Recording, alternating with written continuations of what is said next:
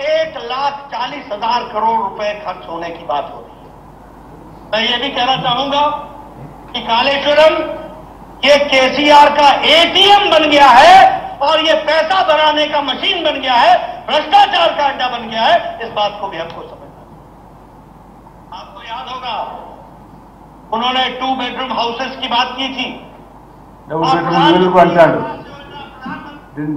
నేను ఎందుకు చెప్పదలుచుకున్నా అంటే ఇంత క్లియర్ గా బీజేపీ అగ్ర నాయకత్వం కేసీఆర్ కల్వకుట్ల ఫ్యామిలీ అవినీతి అక్రమాలని భ్రష్టాచారం అని చెప్పి ఇంత ఇంత ఇంత పెద్ద పెద్ద మాటలు మాట్లాడు ఎందుకు మీరు యూటర్న్ తీసుకుంటున్నారు, బీఆర్ఎస్ ఎందుకు కాపాడే ప్రయత్నం చేస్తున్నారు, బీఆర్ఎస్ కవిత గారు అన్నట్టుగా బీఆర్ఎస్ బీజేపీలో విలీనం చేసుకోవడానికి ఆ పార్టీ కాపాడుతున్నారా, తెలంగాణ సమాజానికి ఈరోజు బండి సంజయ్ గారు కిషన్ రెడ్డి సమాధానం చెప్పాలని.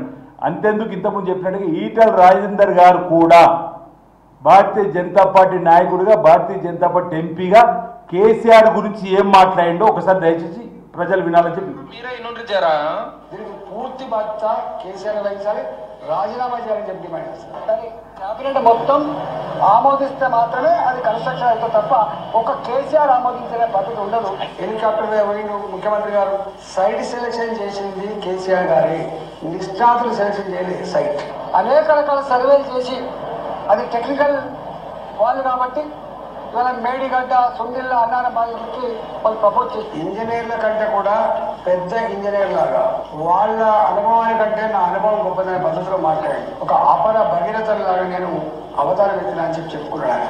ఈ డిజైన్లతో ఈ కన్స్ట్రక్షన్తో ఈ టెక్నికల్ ఆస్పెక్ట్తో మీకు సంబంధం ఉందా అని చెప్పి అడిగారు. మాకు ఏమీ సంబంధం ఉండదు. ఒక టీఎంసీ నీళ్ళు ఎత్తినా ఎత్తిపోయకపోయినా 3,500 కోట్ల రూపాయలు సంవత్సరానికి ఫిక్షన్ ఛార్జ్ కింద కట్టాల్సిందే. 1,00,000 కోట్ల రూపాయలు ధర్మపల్లి అని చెప్పి ఆ కార్పొరేషన్ రుణాల మీద మీకైనా అధికారం ఉందా అడిగారు. కానీ కార్పొరేషన్ మీద ఆర్థిక డిపార్ట్మెంట్కి ఆర్థిక మంత్రికి ఏం సంబంధం లేదు. ప్రధానమంత్రి లాంటి కేంద్రంలో ఉన్నటువంటి మంత్రులు కానీ అనేక మంది చెప్పారు 1,000 కోట్ల రూపాయలు దండుకుంటున్నారు, ఏటీఎం లాగా ఉపయోగపడతాయని చెప్పి డబ్బులు తెచ్చుకున్నారు, వాళ్ళే ఖర్చు పెట్టుకుని తప్ప మనకు సంబంధం లేదు. కానీ అన్ని టెండర్లు కూడా అలొకేషన్ పద్ధతిలో ఇచ్చింది తప్ప 1% నుంచి వెళ్ళి